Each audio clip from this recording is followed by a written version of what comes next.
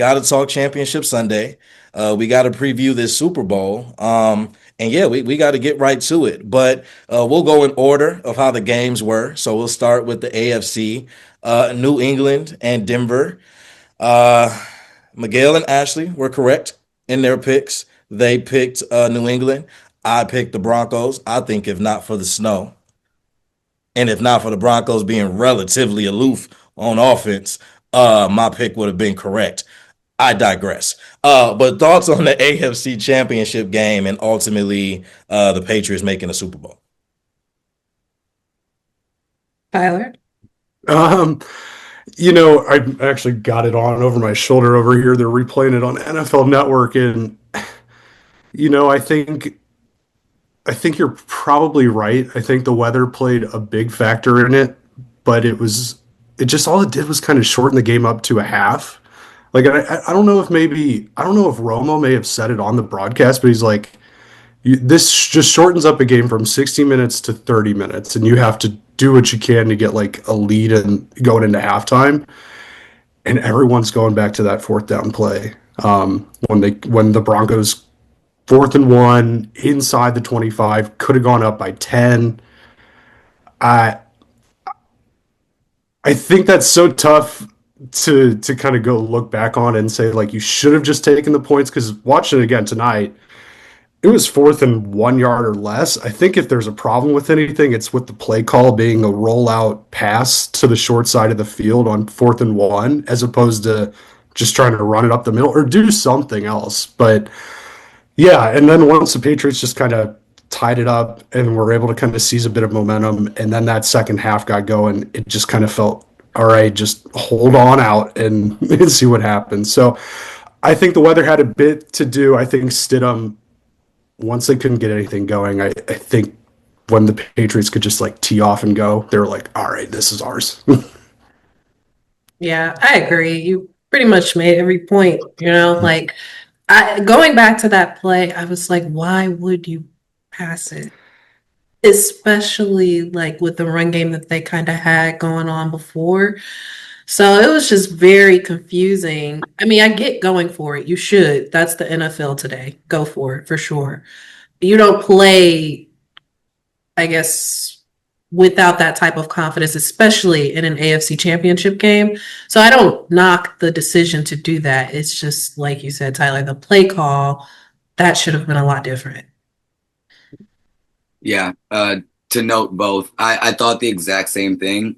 That's a great play call for Bo Nix if he is at the helm, and that's what you have. But you're going in with the backup. You have to know that you have to take every point you can get against a stingy New England defense. And at least at that point, it is 2 possessions. And I don't know. It just felt like you either take the run or you take the 3, but you don't put it in your backup's hands in the AFC Championship. That feels fairly obvious to me, but.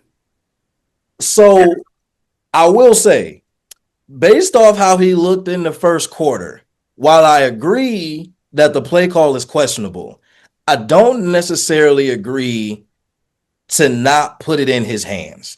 He had shown that he could make plays. So theoretically, I kind of get the risk of the play call, or at least trusting him as a QB, ideally, to make the right decision. Now, did they? No. And in hindsight, would them 3 points have been great? Absolutely. But I think with the way they started, I could see them kind of having the confidence to say, if we can get 7 with how we've been playing, I'd feel really good about that. But again, considering who you're playing, considering the stakes, I think you take the points. I think we can get to that in the other championship game as well, where if they had taken the points, the end of that game might have looked very different also. Then that could be a larger conversation of where we're at in the NFL now, where it's almost a given to take the risk and try to get 7 versus just taking points. Baffles me all the time. But no, I agree. And I think the bigger question is I made a lot of statements and I said you can hang your hat on Denver's defense, which ultimately you still could throughout this game. The Patriots just happened to get a field goal, really. But this brings into question for me the Patriots offense. And when you look at it throughout the entirety of the playoffs, I don't want to harp on the easy route, so to say. Your route is your route. You can't control who's in front of you. You can't control injuries to the other teams. You can't control their weaknesses, faults, whatever the case may be. And if you are at full strength, you're at full strength. But I think them being able to get this far with their offensive struggles, yes, speaks to their defense, but also kind of now begs the question, has this been a defensive, led effort? And has the offense been, I wouldn't call it a fluke because they had a good regular season. But back to the point I kind of made in the May Stafford conversation for MVP, I think given the Patriots' strength of schedule, and I think given their path up to this point, it brings this question now of, can this offense do enough to win a Super Bowl, given the fact that they're also about to play, another really good defense, but they're also really good on the offensive side of the ball as well. So I think that's my biggest question coming from the game. But, Denver had a backup in. Honestly, I think if the weather is not the factor that it is, I think this game gets very interesting. I think it would have been really interesting to see how it plays out, if not for the second half virtually being ruined by the snow. But the game is the game, and that's playoff football, and that's football in January. But yeah, those are my kind of major takeaways. I'm not upset either way. May has an amazing opportunity in front of him. I'm happy for Vrabel. I won't say I'm happy for the Patriots as an organization. Never been a huge fan. I could care less. But players who become coaches, player coaches, even in that same light, always rooting for. And again, May has an opportunity to, get started early and give New England hope for, what I'm sure they're hoping for is some type of new dynasty. I don't see it that way, but who am I? I've been in Cancun for 4 weeks. I digress. But any other thoughts on the AFC Championship before we move to the NFC? Definitely. Oh, go ahead. Go ahead, Ashley. Definitely a defensive led effort. That's all I gotta say. Fair enough. Yeah, the only thing I was going to say is to the Vrabel point is like, how did we let the Patriots get Bill Belichick incarnate to come back and just immediately slide right in, right back to the Super Bowl? Bob Kraft sitting up there in his suite, just like, another trip, no biggie for me. It's insane to me how the rich get richer. But again, I'm with you with Vrabes. I like Vrabel, and I'm happy for him. Like you said, I don't know. It's hard to say you're happy for the Patriots organization or fan base, let alone. But yeah. But the pieces in New England are fun to root for. Like, yeah, they are. You get some T, you get some modern, Cardi B, Stephon Diggs. You get Drake May. You get basketball highlights from him in high school. He was tough. He was tough. Come in every 4 months and just bust everyone. Yeah, I don't know. And Vrabel. I really like Vrabel as a coach a lot. I wish, we had someone like him, even though I love, LaFleur, but I don't know, there's some edge with Vrabel that like LaFleur is just too pretty. Like it's hard to be, Very true. Model. You don't look like a football player, Right. But, you get what I mean. I think my adoration for Vrabel may come from his time in Tennessee and wishing that that Tennessee team could have gone a lot deeper for him, and just how he held his team to that, like the regard that he held them to. It is very easy to root for the personalities in New England now versus the personalities in New England past. But yeah, I like Vrabel too. Yeah, so the AFC representative in the Super Bowl is set. And so is the NFC. And this was my Super Bowl. So I'll just go ahead and say that first and foremost. But yeah, Rams, Seahawks, what a game. I think it was the game that everybody expected it to be. Again, Ashley with the correct pick. She said it would be the Seahawks. She said Sammy D was going to do what Sammy D does, and I'll be the first one to say it.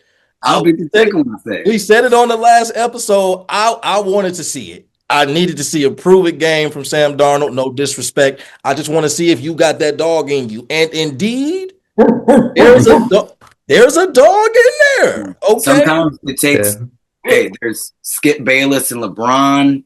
There's us and Sam Darnold. You hear me? Guys just got that pull just to, poke that bear and see the best out of these guys. Yeah, no, but How you feel? but what a game from both sides. And honestly, I don't. It's hard to fault, like the Rams. I mean, you can nitpick, but I don't think there were too many like very bad, like super critical mistakes. I think you take risk and they either work or they don't, and that's kind of what happened with the Rams. But yeah, major takeaways from y'all on this game and ultimately the Seahawks winning and advancing to the Super Bowl. It seems like one of those things where like still trying to sell myself on the Seahawks a little bit. I know like I probably shouldn't, like not in the sense of like I guess a good comp would be like Indiana in college this year. Like no matter what your eyes or the stats are saying, you just don't want to believe that that's the helmet that's doing. So it's like it's very not rooted in logic. I can understand that, but it's like I didn't want to believe that they actually did enough to win the division. Like it just kind of seemed like a fluke, crazy ending to a game against the Rams towards the end of the season that got them there. But yeah, like, and I didn't know if Darnold had it in him like this, like in a game that meant the most. And like, he just about goes toe to toe with Stafford. Like, just looking at this at the slash line real quick, like, yeah, it was an incredible game. I thought the ending with Just ran it down. McVay and some of that, I it's not as clear cut. Like, why are you doing this? Is what we were talking about the AFC Championship game in some aspects, but some of the late game stuff was a little interesting, to say the very least. But no, it was a fantastic game. I just enjoyed it as a neutral. Just like after what was that AFC Championship game and just kind of boring, especially the second half, I was like, this is just fun to watch. So yeah, it was great. It was fun, and I was happy for Darnold. That's a fun story going into the Super Bowl, and to think like Darnold May battling it out to win a Lombardi is kind of nuts. Insane. That is crazy. But my. Samuel Darnold. I believed in you. These guys didn't. However, I'm happy for him mainly because of how things ended in Minnesota. And a lot of people watching how he played against the Rams last season in the playoffs and totally pissed down his leg. And to be able to avenge that this year, kudos. I'm happy for JSN. A lot of people didn't think that he could be wide receiver number one when they moved on from DK Metcalf. Showed up, showed out all season long, and didn't take his foot off the pedal in the NFC Championship game. And Kenneth Walker, Man, Zach Charbonnet is out, but he is running, and he wouldn't stop. Like Kenneth Walker really. I don't want to say emerged because he is one of those like gritty, tough backs. But to be able to carry that load, Zach Charbonnet isn't like a scrub. So to be able to carry that load, that was awesome. And the defensive side of the ball is unfair. Worry. Oh my gosh. Leonard Williams. It's sickening. Julian Love, like, I think you're right, Steve. This was probably the Super Bowl, in all honesty. felt like it. Felt like it for sure. Yeah, it was a really good game. And kudos to the Rams too, because once they muffed the punt and the Seahawks took advantage of that, I thought it was over. So kudos to the Rams for really keeping it interesting throughout the game. But yeah, that play call, I think that was the end all be all. So sorry, Gail. Before you go, I'm really curious. I thought that they had more than enough time to take the 3 points, trust their defense, and have a shot at only having to get 3 versus having to get 7, especially with the amount of time you would have had left, right? Like, do I get why you go for it to kind of put it, back on them to have to come down and score 3 or 7 and choose? Yes.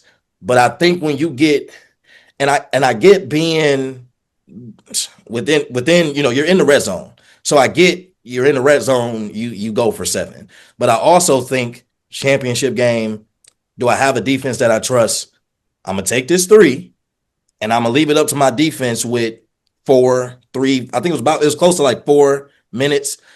I take my chances. I trust my defense as opposed to having to put your defense like on the defensive and say, we need a stop and we need to get the ball back with enough time to get down and not be racing against the clock to score. And that was the part where I'm like, I get it. We're in a league where it's a go for it league now. Like you win or go home, you go big or go home. But man, the amount of games we've seen come down to a field goal, to just having points on the board.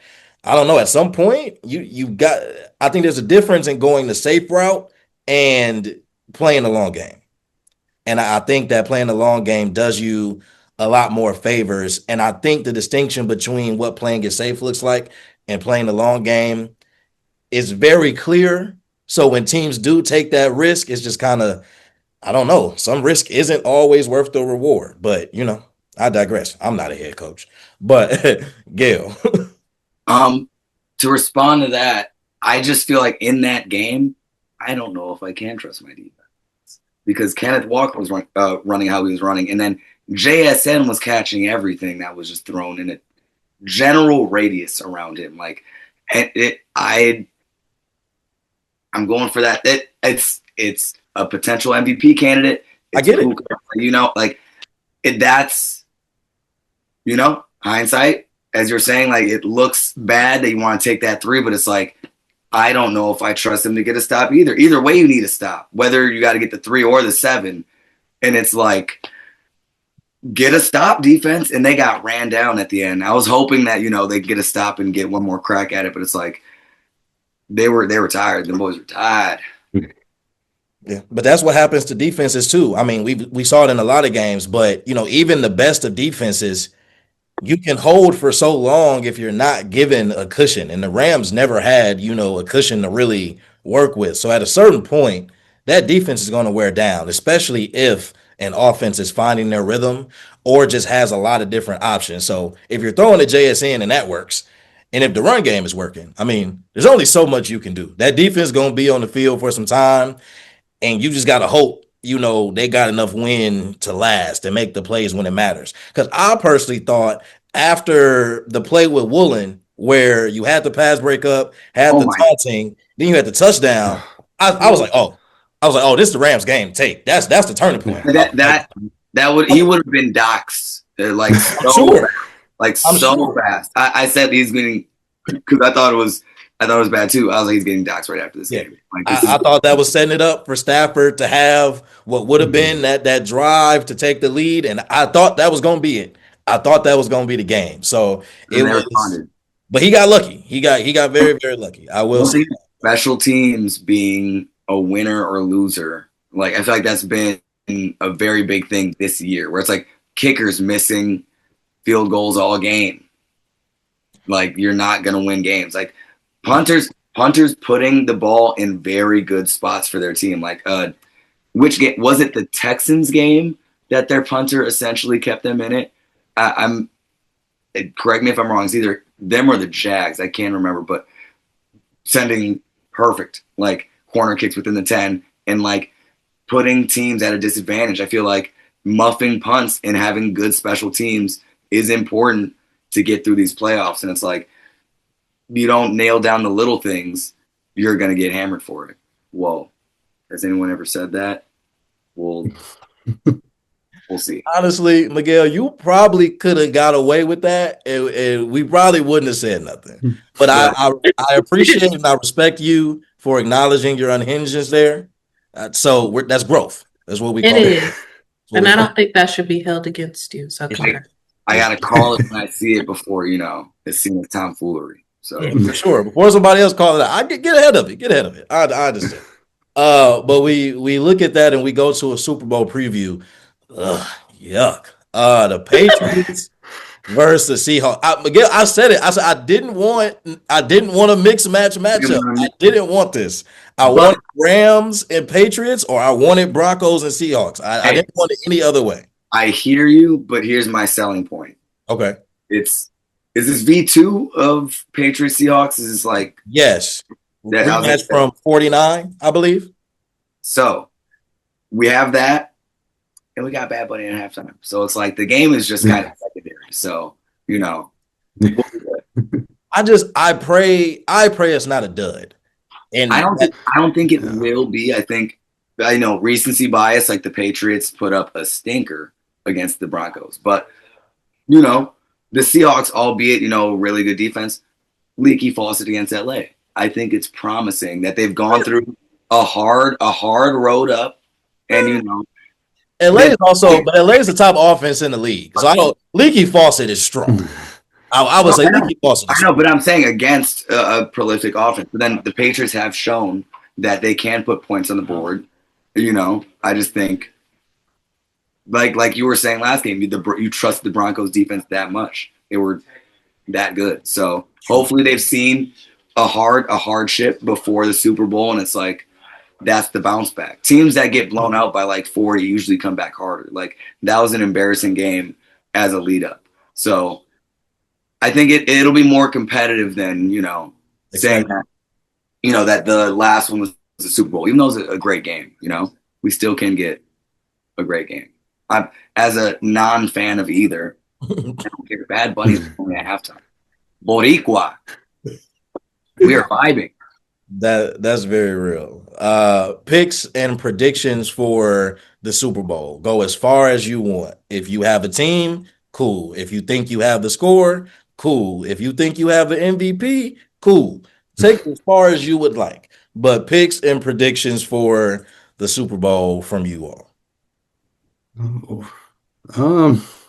Well, I'll just go out on a limb and say I'm the most unsure, so I'll go first. I don't know. I lean Seahawks in the sense that they seem like all around, like offensive side of the ball, defensive side of the ball, just better. Like just not miles better, but just better top to bottom. But something about Vrabes and that experience of as a player being able to like truly tell these guys like I know exactly what these 2 weeks look like, and I can get you ready to go play this as close to a normal game as possible.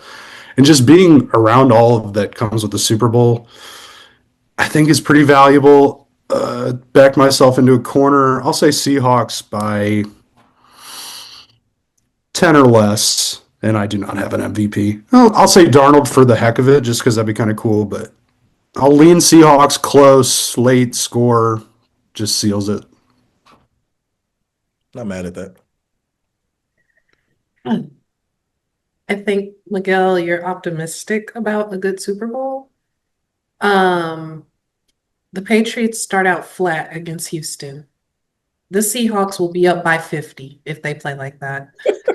They start like the defense against the Broncos. You let Stiddy, who ain't picked up the ball. Houston have a fantastic defense too. Am I tripping this year? Exactly. No, they did. They And don't the play well Seahawks- against good defenses, or they start slow against. Yeah, the Seahawks do too. So my thing is, you let Stiddy, who hasn't picked up a football in 500 starts, 500 games. He's picked Yeah. up a football. No, I know. I'm He just kidding. ain't start. But he hadn't. When was the last time he started? 21 in Vegas, they said, or something like that. Jeez. So yeah, but he comes out, looks like he hasn't missed a beat. So I think the Seahawks have a great shot at getting out to a decent lead. I won't say super early because I will respect the Pats defense. But with that being said, I'm going Seahawks. I was thinking Seahawks by at least 3 touchdowns. I'll be modest here and say 2. And I think the MVP will end up being Rashid Shaheed. I think JSN gets a lot of attention, and I think Rashid is going to carve up the secondary. All righty. Miguel. I'm gonna go. So here's my prediction. I trust Sam Darnold now. I've seen it with my eyes. I have so much praise for him. I think he's great. The hate is done. I now hate Drake May. He's a great hooper. Watch me here. You got to follow me. I don't think he's got what it takes. Like you guys said, flat in games to start. I don't think Mike Vrabel can carry him. I think he might be too focused on chasing other hoop dreams that I've seen on IG. Nice pull up. He might be in another place right now, hooping, not really locked in.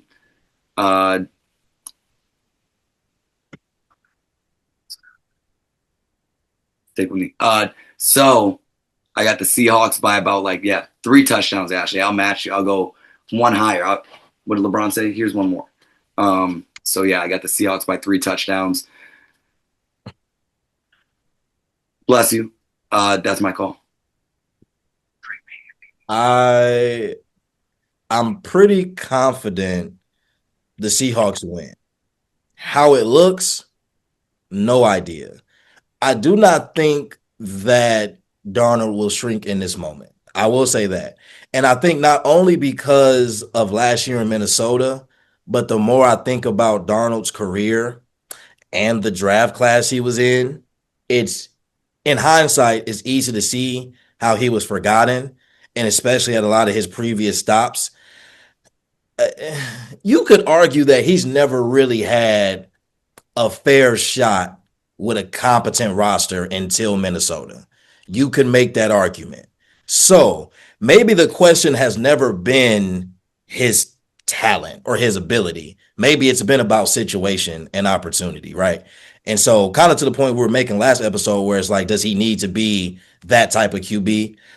He doesn't. But I think maybe going through what he has in his career up to this point, the starts, having to battle for a position, even I think that might have prepared him, for this situation. And everything that he said post game from the championship game was just about the team. As much as everybody tried to make it about him and his personal journey, he's always seemed like a very team focused guy, which I think any sports fan and any just sports critic even can appreciate. So with all that being said, I think experience is what I would lean on, and I would say player experience versus that experience of the coach and Vrabel.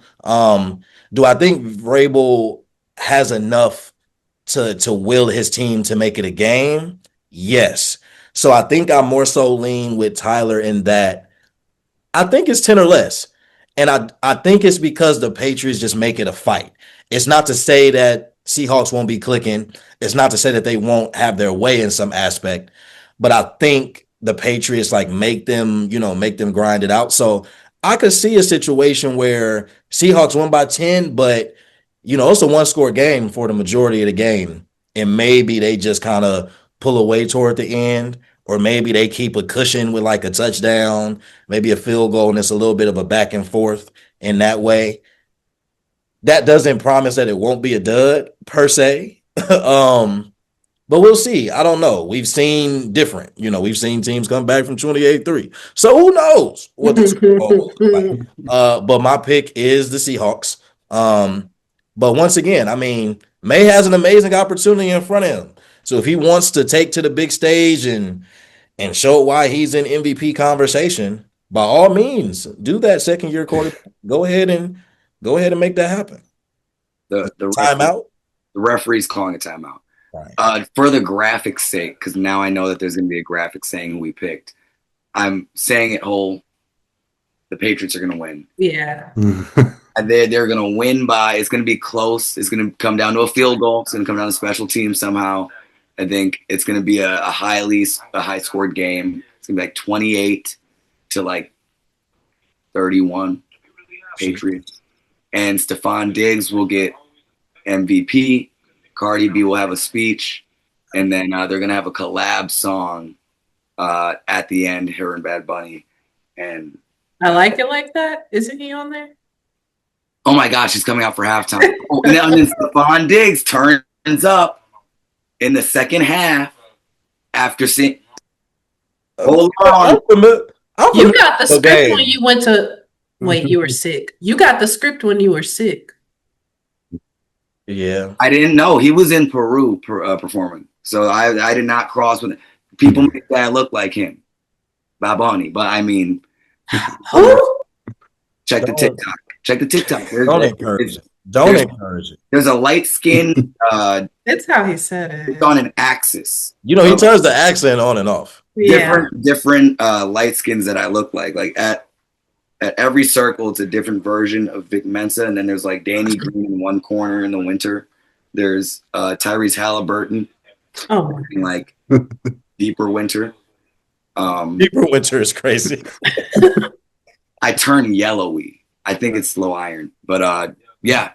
What's the next one? What? Miguel, I'm familiar with your game. You need that solely to be clipped. I know what it is. I know There's your game, brother.